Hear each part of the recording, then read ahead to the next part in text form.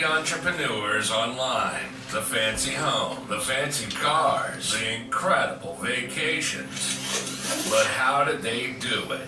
And what did they do differently? You're about to get the answers. This is the Tim Lauer Show. If you're an entrepreneur in the Gulf Coast and you're building your business, Tim is about to unlock the secrets and give you all the tools to make things happen.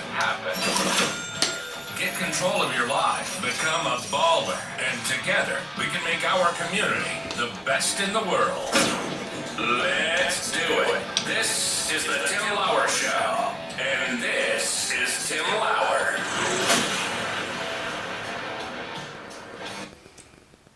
Hey, what's going on, guys? Coming to you live from Island Time Studios. This is Tim Lauer. Today we got a special guest, Kenny Robinson, local businessman, entrepreneur, owner of Roof Maxx. So let's go ahead and get into it. Kenny, go ahead and tell us a little bit about yourself.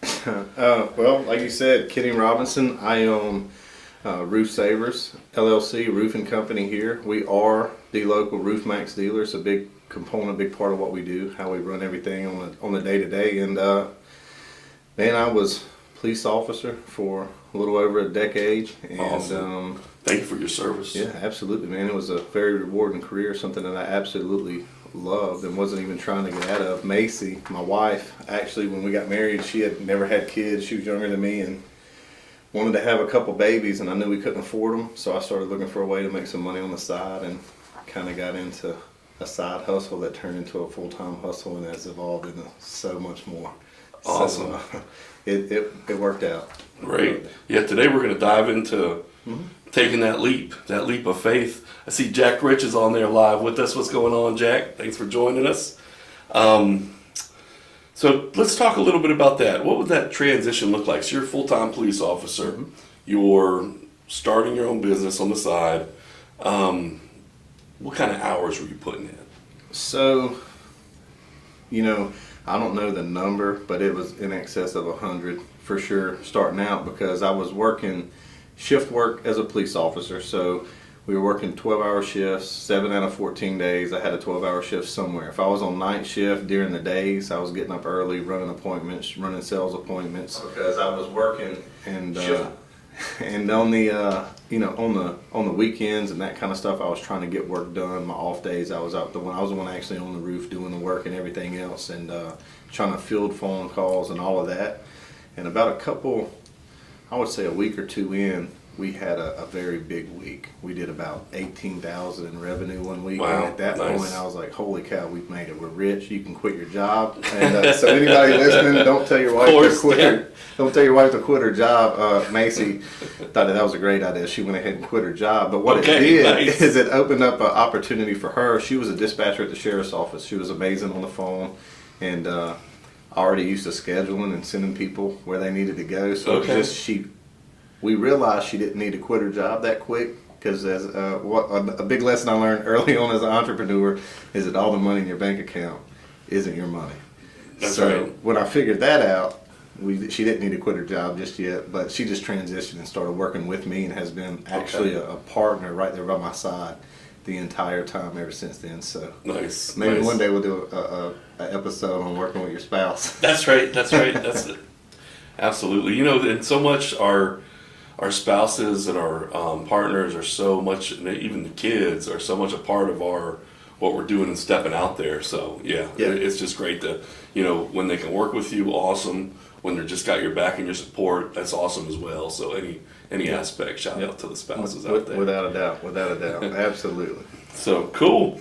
So what did that first leap look like for you when you decided I'm going to go from a paycheck, benefits, all that stuff, probably a pension, all that stuff, and walk away and go to full-time business owner? I can 100% explain the thought process for me. For me, it was an easy one to make.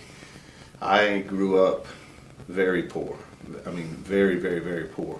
And so one thing about me my whole life is I knew that no matter what, my kids weren't going to have to experience and live the way that I lived. I didn't want that for them. Right. So while I was a police officer, we were making decent money, not good money by any means, but we paid our bills. Nobody's going to pick on us, like we're doing okay.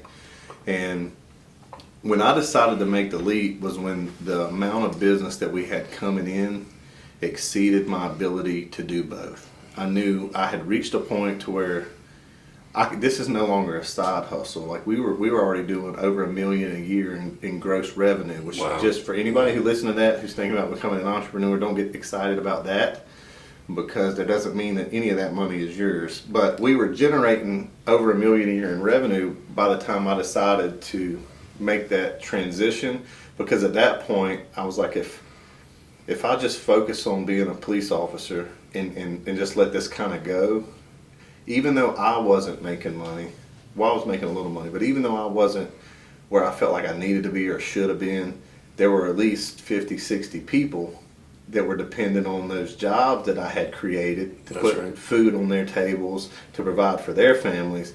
And I was like, well, yeah, I could shut it down and just focus on this, because it's real stressful over here in the entrepreneur world. But if I do that, what are all these people going to do? And so it was, I guess, my desire to serve others and not let people down, that ultimately I was like, I have to make this transition. I got to figure out a way now to make this work long term for them, if nothing else. Gotcha. Perfect. What do you say to small business owners or entrepreneurs that maybe made that leap and they're kind of going through a little bit of a hard time, or thinking about, maybe quitting, going back to working a full-time job, or giving up on their dream? Well, I'll say this about hard times. You're either coming out of hard times, going through hard times, or headed for hard times. Those are the only 3 seasons you're in when it comes to hard times. And I tell you what, early on, man, there were days. There was a 2-week period after I went full time, and we were making good money. It was after Hurricane Sally, tons of revenue, a lot of money out there being made, and I did not feel fulfilled.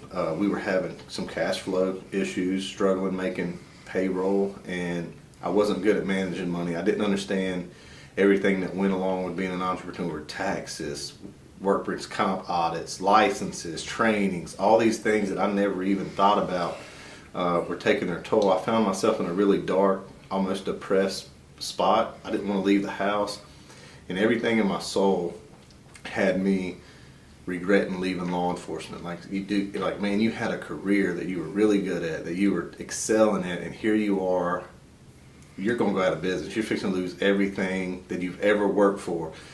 And in that moment, what I did is I said, I have to find some help. I've got to figure out some help. So I started investing money that I didn't have in masterminds and going to schools and trying to learn to be a business owner.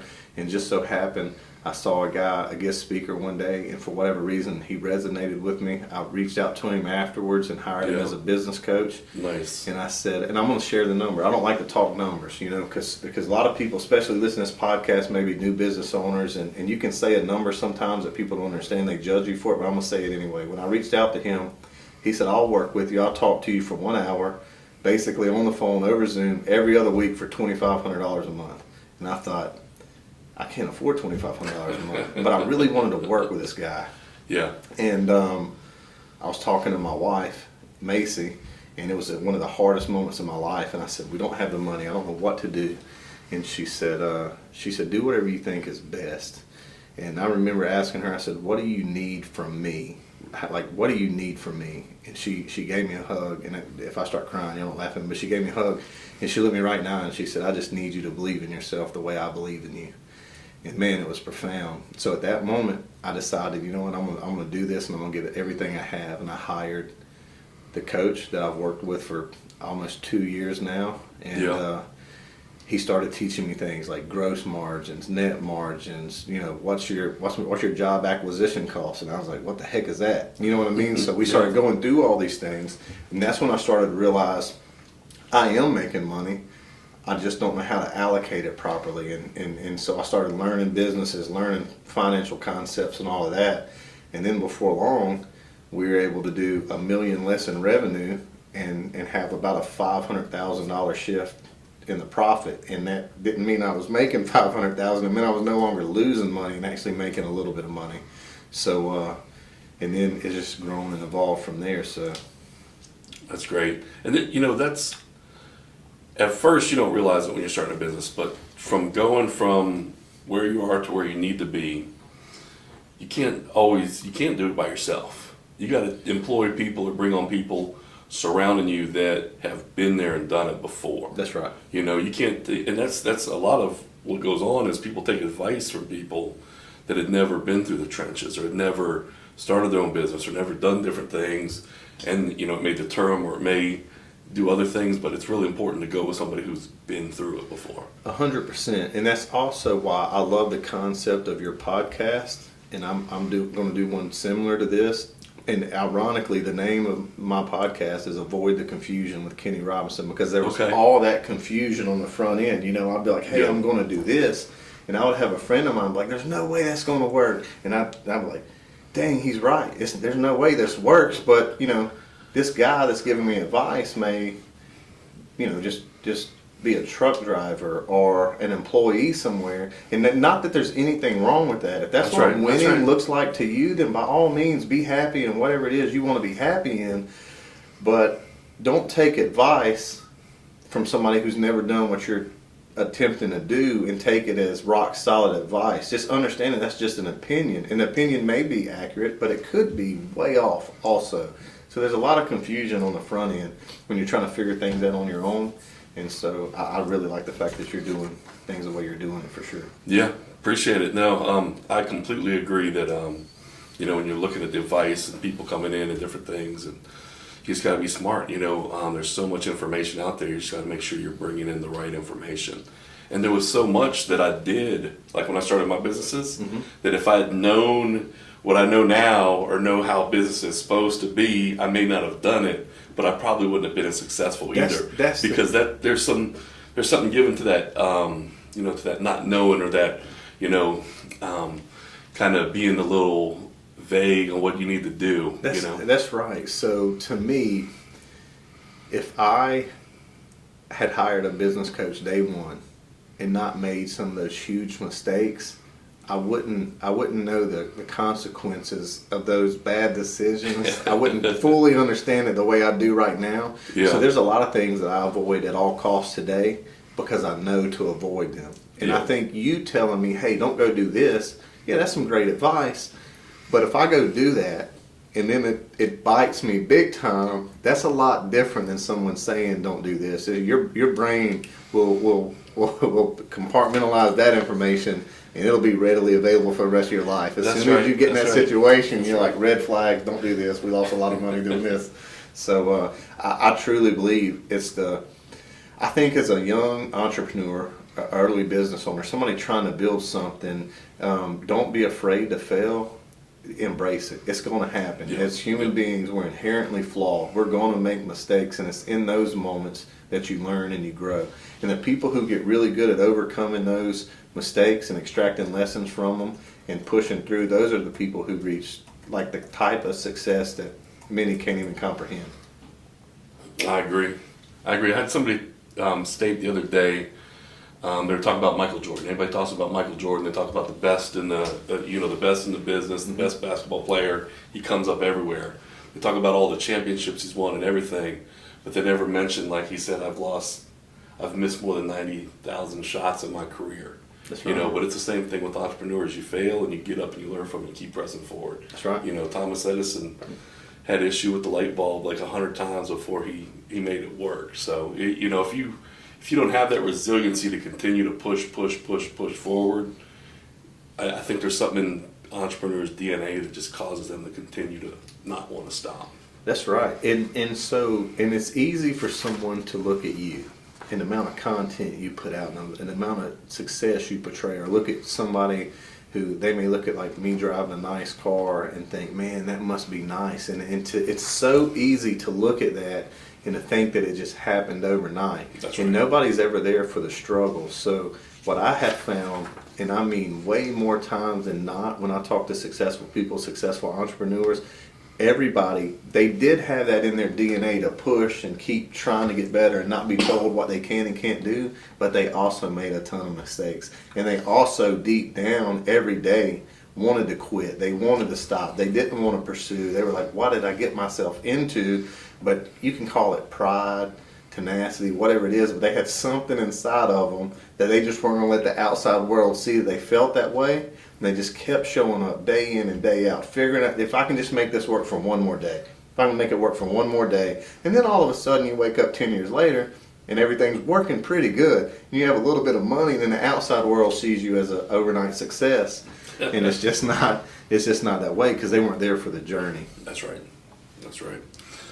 You just got to keep pressing through. So too many people I find or see that want to start their own business, go into different things, give up so quickly. So like even, something simple as like doing the podcast or starting a new initiative. You kind of get 1, 2, or 3 in and then kind of pull back from it, rather than really pushing it through to see it to where it can go to. Yeah. And its limits. There's some science behind that too. There's data that shows that typically almost everybody underestimates what they can do in long term. But so when you start something, usually that first year, people drastically overestimate what they're capable of accomplishing in a year. But they can't even begin to comprehend what they can actually accomplish in 10 years. So if you ask somebody, what can you do in the next 12 months? Realistically, they probably can't even get halfway to that.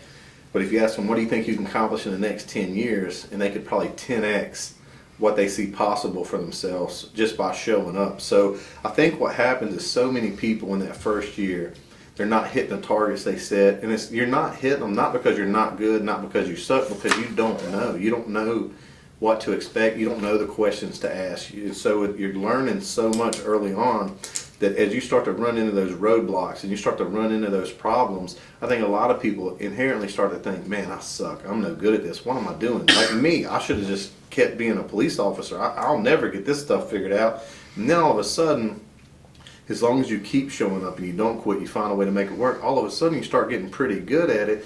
So I was thinking, man, if I can make $100,000 a year, if I can make $100,000 a year, then all this will be worth it. That's it. That's my goal. And if I do this for 10 years, I'm sure I can get there. And now I'm realizing the rate my company is growing, it's not like, to me, $100,000 a month doesn't seem like a lot of money anymore. Like it is. Don't get me wrong. I'm not making it today, but what's normal to me shifts so much that even now what I think I'm capable of in 10 years is probably 10 times more than what I thought I was capable of a year ago.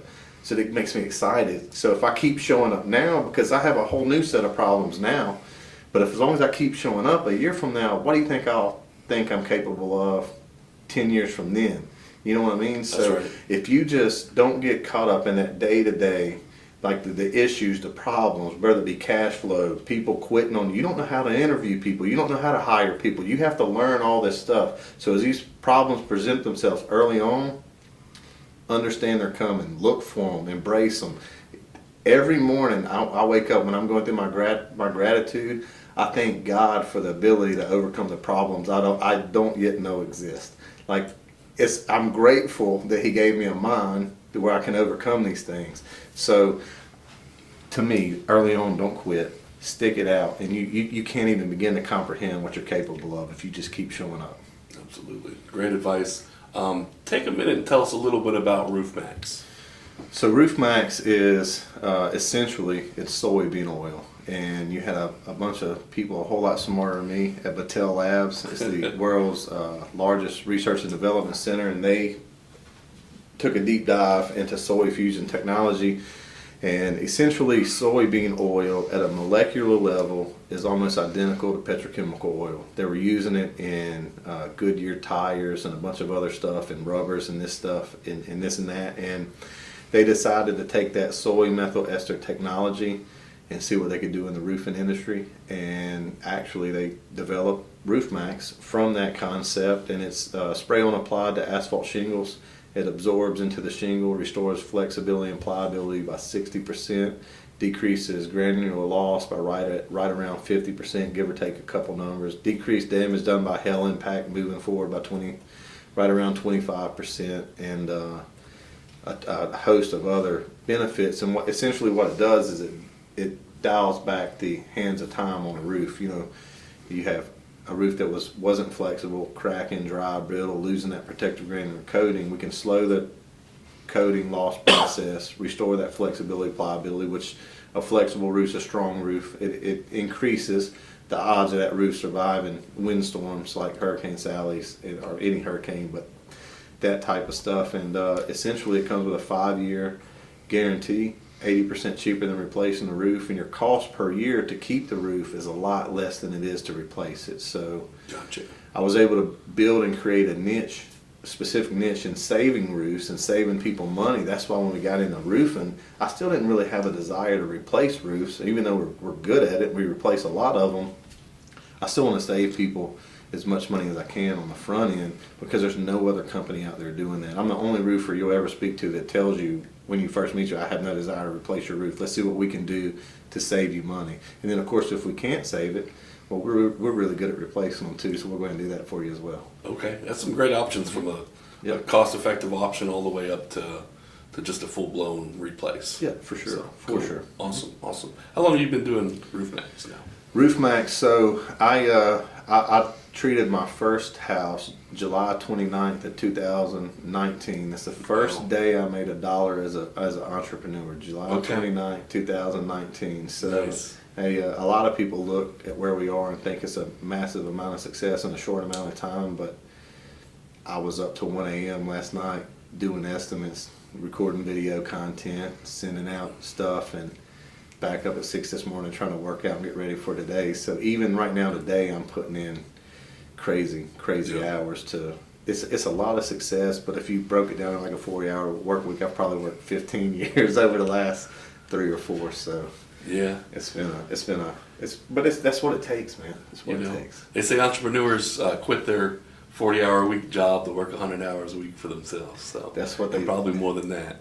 Yeah, you know, you have so for me, and if you got time for me to share real quick on that, my personal life, I time block stuff. So I have on my schedule, I have intentional time with my wife, with my kids. Like every day, 5:30 is the absolute latest. I work in my business, and then I'm with the kids. We have 5 kids, so you know how hard it is to try to have a relationship with 5 different kids and a wife and build businesses and all this. So you have to be intentional with that stuff. You have to intentionally set non-negotiable time slots aside to accomplish these things. And then about 9:30, my wife will fall asleep, and once I hear her start to snore, I'm back up out of the bed, down to the office. Now I'm back in work mode, and I'll push myself to the limit, but I no longer allow it to affect my family. Like to them, I look cool, calm, and collected. But as soon as they look the other way, I'm back working. Cool. Yeah. No, it's super important to kind of balance that family, home life, and everything else. And when you love what you're doing, and you get the family involved as well, it makes it a little bit easier sometimes. Also, so great. What other advice do you have for small business owners, entrepreneurs? Man, just don't quit. That's to me. That's the big one. Just don't quit. And also, the biggest issue I see,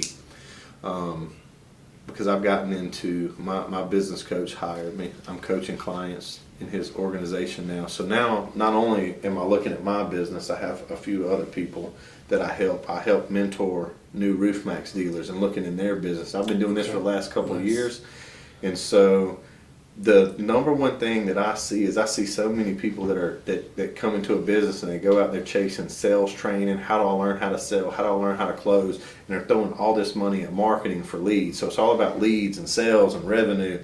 And not many people are focused on profit. So I don't care if you do 10,000 or 100 million. If you only keep 500 of it, I'd rather do 10,000 and keep 500 than 100 million. So know your numbers. So the only way you can do that is to build a strong foundation. Like when you go to build a house, figure out what it is you're going to do. And once you know what you want to do, it's very, very important to anybody out there who wants to do anything on any level, accomplish anything at all, is to ask yourself why. Why do I want this? Why, if you set a target of $1 million a year, why $1 million? And it has to be something that when you start getting depressed and want to quit, you can look at it and be like, that's why. And it's got to be strong enough to overcome that desire to want to quit. You have to find that why and attach yourself. For me, what got me out of that mindset was my coach talking to me. He said, you have to develop a mission for your life. What's your purpose? What's Kenny Robinson's purpose? I'm not talking about business or anything else. And I want to help people. It's why I love the opportunity to be here. It's why I'm starting my own podcast. So ultimately, my mission for my life is to make an impact with every conversation that I have. It's that simple. I just want to add value in everything that I do. My business, Roof Savers, is to revolutionize an industry and change the way people view roofing, because roofers have had such a bad rap for so long. The construction industry kind of as a whole gets a bad rap, and people are perceived as being greedy and not standing behind their work. And I'm not saying we're perfect and we're not going to make mistakes, but when we do, we're going to show up, we're going to answer the phone, we're going to fix it. So I think building a foundation that's rooted heavily in core values and mission and purpose, and something that when you start to attract people in, you have sort of a culture you can already bring people into. I think that stuff is so much more important early on than figuring out how to close a sale or getting leads. So many people spend all this money on leads, but you don't even know what to do with them when you get them. Or you spend all this money figuring out how to close people, but you have nobody to close. So why not focus on what's important? Who are we? What do we stand for? What do we want to accomplish? Start building that foundation. So it makes all the decision making so much easier from that moment moving forward. And had I thought with that mindset early on, I probably would have avoided a lot of those dark days and a lot of those days where I didn't want to get out of bed and go to work, because we have had quite a bit of success. But if I hadn't had weeks and months at a time over the last few years where I just wanted to shut everything down and almost self-sabotage and burn the world around me down, like, where could I be had I been in the right mindset starting out? That's right. And it's it can be such a I'll say lonely world sometimes as an entrepreneur, but there are so many other entrepreneurs out there. So it's important that you kind of connect with like-minded people. It's a smaller percentage than walking down the street and meeting folks, but it's important that you connect with these people and kind of connect with like-minded people, and like you said, get in the mastermind groups. Check out content like this. Keep it top of focus. Reach out to folks like myself and Kenny and other entrepreneurs 100%. that are in your market, and just kind of re-energizes you, regenerates you. You know what I mean, and kind of get you back in focus a little bit. Kind of gets your juices flowing. Without a doubt. So just last week, I made a sort of a metric for myself, and it's 2 lunches a month with somebody who I consider to be a high achiever, a high earner. So I no longer look at somebody and just assume that person's better than me, has more money than me, is more successful than me, because the more I get to know people, we all have problems. Everybody's dealing with something, but I want to look at somebody that if I'm dealing with an issue, let's just say I'm trying to scale to $6 million. I can't go have dinner with my sister and say, hey, I don't know how I'm going to do it. I don't think I'm going to hit $6 million, because she'll be like, what in the heck do you have to be upset about? You know what I mean? But in that moment, if you surround yourself with the right people and you're having conversation with the right people, then somebody may be like, well, what's your plan? What path do you see? Or you may just sit down with somebody and they'll be like, why $6 million? And you're like, well, so if your why is because it sounds cool, then you also need somebody to be like, you're probably not going to hit that. Like, what are you trying to accomplish? Are you trying to donate money? Are you trying to give money away? Are you trying to put money in the community? Why is your number $6 million? And if it's just because it sounds cool, you're probably not going to hit that number. And that's why I say the why is so important. But having the people you can bounce ideas off of, have conversations with, is super important. And last year I was watching Eric Thomas speak on stage, and he said, the most important thing you can do is go where you're celebrated, not where you're tolerated. So I've seen so many entrepreneurs that get into business and start trying to level up. So if me and you are coworkers, we work at the same place, we're on the same level, we're best friends, but all of a sudden I start trying to push for something bigger and better, the person that's not pushing for something bigger or better has two options. One, he can support you, which sometimes that happens, but more times than not, you have to be crazy. Because if you're not crazy, then that means I'm lazy and I'm not willing to improve my current situation. So a lot of back talk starts happening. When I left law enforcement, the amount of negativity and the things that I heard people were saying about me, that really pulled me down too. It really hurt me, because I was like, man, there were a lot of people I thought I was good friends with who are saying it'll never work. He can't do that. He'll be back in 3 months. And as much as some of that stuff pushed me through those dark times, because there's no way I could let them be right. Right, that's but right. You have to have someone that understands where you're trying to go, who has done it, so they can tell you, hey, don't worry about that. There's going to come a time when you do reach a certain level of success, and the same people that are talking behind your back today are going to be like, I always knew you could do it. I believed in you from the beginning. And you high five them, like, absolutely. And I still try to find a way to help everybody and pour into those people. And it's just, go where you're celebrated, not where you're tolerated. That's the best thing. That's the best advice I can give. I agree. So great having you on today, Kenny. I tell you, I've used Kenny's business before. Right after Hurricane Sally, I had like 2 shingles fall off one of my houses. He was one of the only roofers that would even take my phone call off of such a small job at that time. But he came out, took care of that. You know, sometimes those small jobs turn into bigger jobs, and they have. And he's done a great job anywhere. They have. Well, if you remember correctly, we did Roof Maxx on this roof. Yeah, where we are right now. We saved Absolutely. this roof and kept you from having to replace this one at one point. But yeah, that's right. The reason, and I'll touch on that real fast before we hop off of here. I told all my entire team when that hurricane hit, there are people in this community that have already celebrated us, that already refer us, and if I find out you went somewhere to try to sell a high ticket roof to make more money in commissions without taking care of the people that have taken care of us first, you're fired. You're going to have to find somebody else to work for. So we try to stay very loyal to the people who had already been doing business with us and not chasing outside money until that time came. That's great.